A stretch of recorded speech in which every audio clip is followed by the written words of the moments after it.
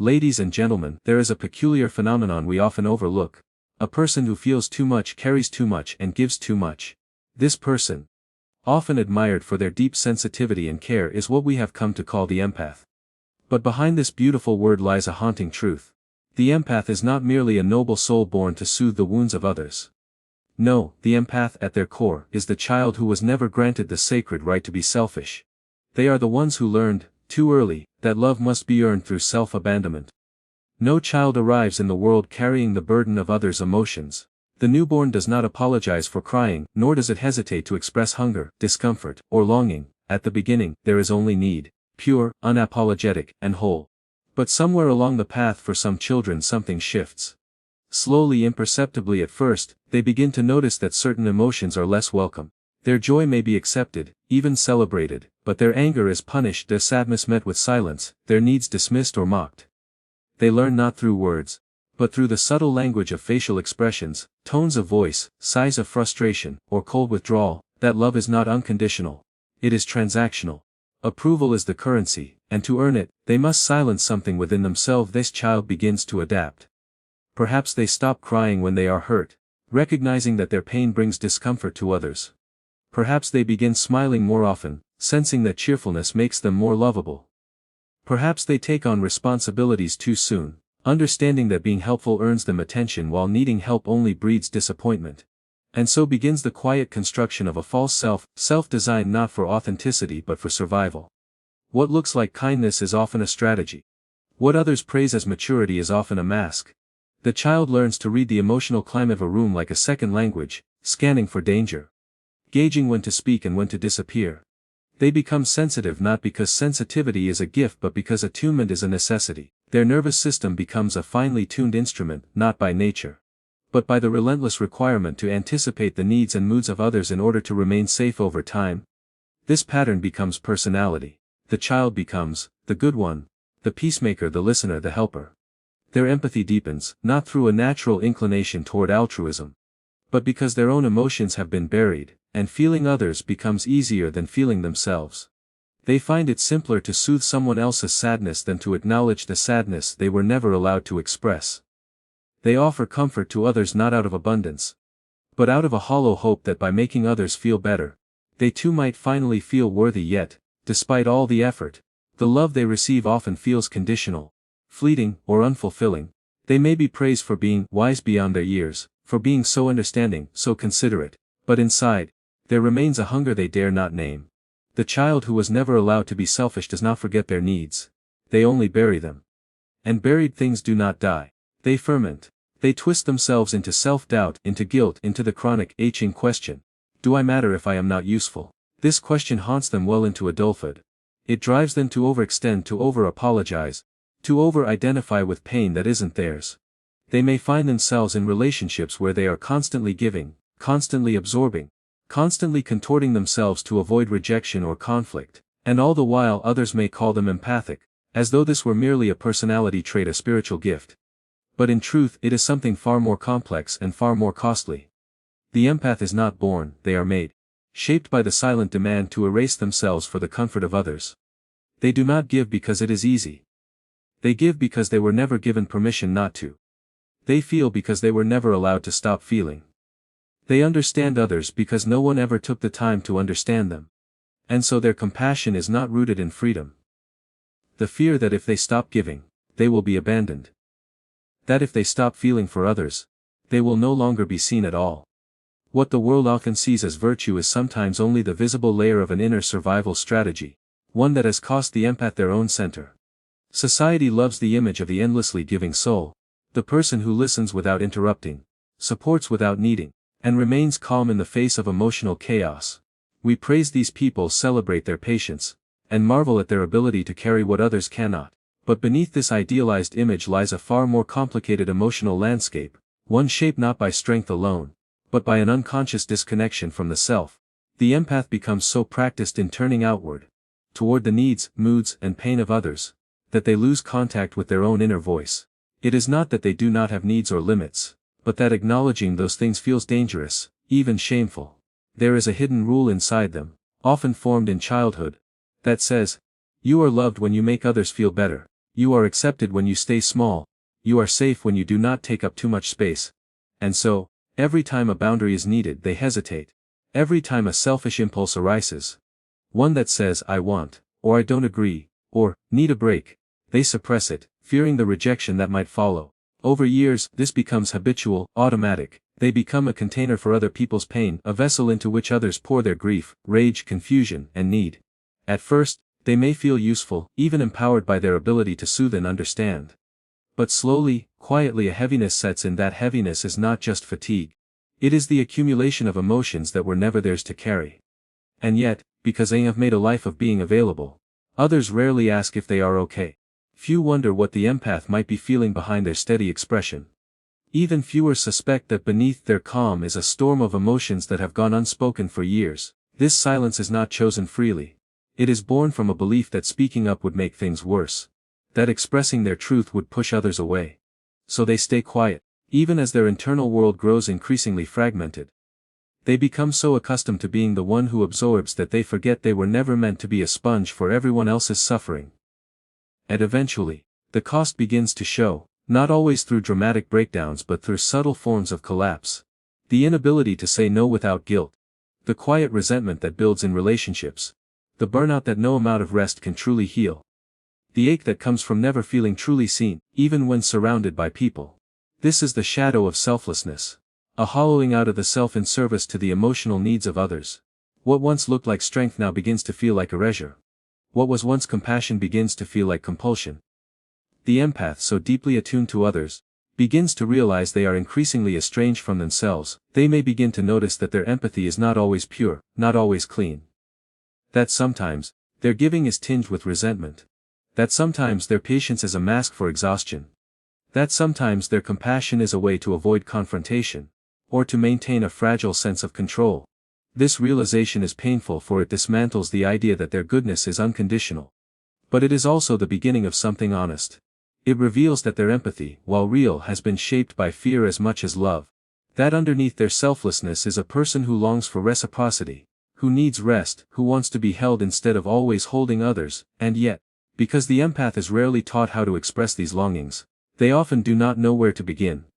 They fear being seen as selfish, dramatic, or ungrateful, so they continue to give, to stretch, to pour themselves into others, all while their own woe runs dry. But what is never faced cannot be transformed. The longer they remain in this pattern, the further they drift from their own truth, their own center. Their own undiscovered self that has been waiting in silence, not to be fixed, not to be admired, but simply to be acknowledged and allowed to exist without shame or apology or the endless expectation of being enough for everyone else at the cost of themselves. The process of healing for the empath does not begin with more giving or deeper understanding of others. It begins with the often terrifying act of turning inward. After years, perhaps decades, of being oriented toward the external world, of monitoring others' emotions, pleasing, helping, softening, translating chaos into calm, the very idea of prioritizing oneself can feel unnatural, even threatening. There is a deep programming within the empath that equates selfishness with danger, with rejection, with moral failure. To even want something for oneself can trigger shame, as though the desire to protect one's energy is an offense against love itself. But this belief is not truth. It is a defense, inherited and practiced so long that it has taken on the appearance of identity. And healing begins only when the empath begins to question that false identity, to see that it is not their nature to be endlessly selfless, but their adaptation to a world that asks them be less than whole. The notion of sacred selfishness enters here, not as a regression into ego, but as a reclamation of something long exiled. It is sacred because it restores the balance between self and other. It is sacred because it affirms that one's own life is not a tool for the benefit of others, but a vessel for authentic experience. The empath, to truly heal, must rediscover their right to say no, to take up space, to stop performing usefulness in order to feel worthy. This is not easy. The fear of abandonment is not just intellectual. It lives in the body, in the nervous system, in the very rhythm of breath. Saying no for the first time might feel like violence. Asking for something might feel like betrayal. But this discomfort is not a sign of doing harm. It is a sign of breaking an old spell. One that held the self hostage under the illusion that love must always cost you something. In this sacred selfishness, boundaries become not barriers but lifelines.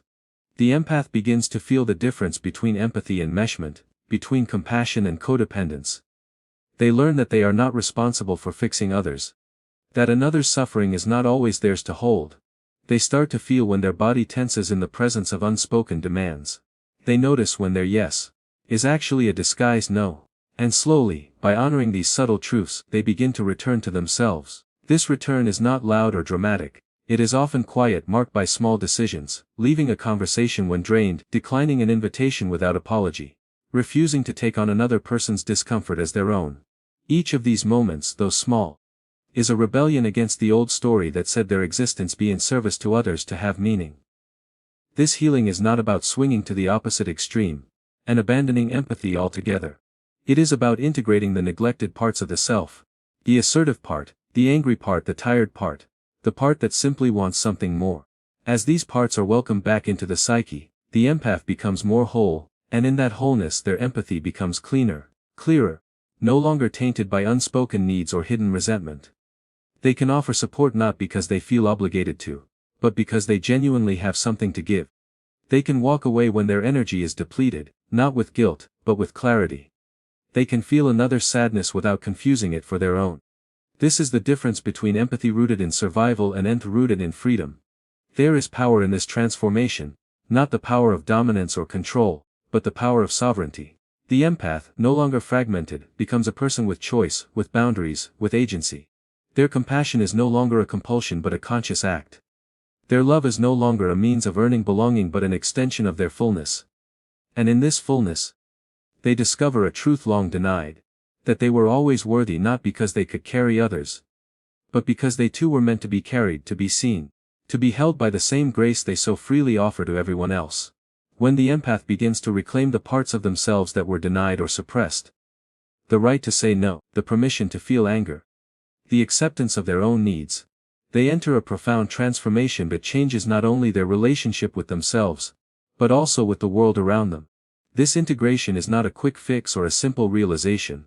It is a journey into the depths of the psyche, where shadow and light coexist, waiting to be reconciled. The empath moves from being fragmented, a person torn between the impulse to give and the fear of being rejected, to becoming whole, where inner conflicts are acknowledged and held with compassion rather than ignored or cast away.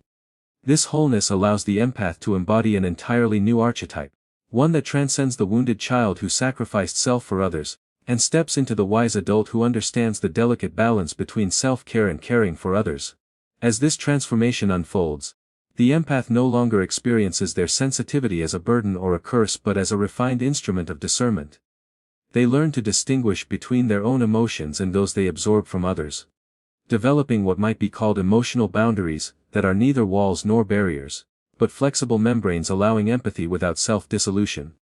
This capacity to witness rather than merge becomes a powerful tool, enabling the empath to hold space for others without losing themselves in the process.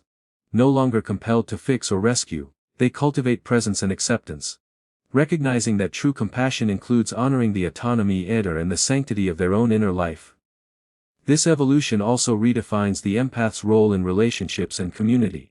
They move from being the caretaker, whose worth is measured by how much they sacrifice, to becoming a partner who gives and receives in mutual exchange. Their empathy is no longer fueled by unconscious neediness or fear of abandonment but flows from an abundant place of inner peace.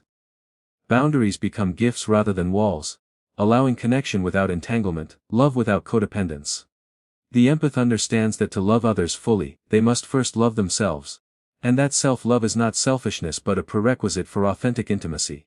This realization frees them from the exhausting cycle of approval seeking enables them to offer compassion that is sustainable and life-giving. Moreover, the empath's own experience of pain and wounding becomes a source of wisdom rather than shame. By integrating the child who was once denied, by embracing the anger, the sadness, and the desire for self-preservation, they transform their wounds into teachers. This alchemy of suffering into insight enriches their empathy, making it deeper and more grounded. They recognize that their sensitivity is not a weakness to hide, but a profound strength that allows them to connect with the hidden depths of human experience. In this way, their journey from woundedness to wholeness is not only personal healing, but a contribution to the collective healing of those they encounter.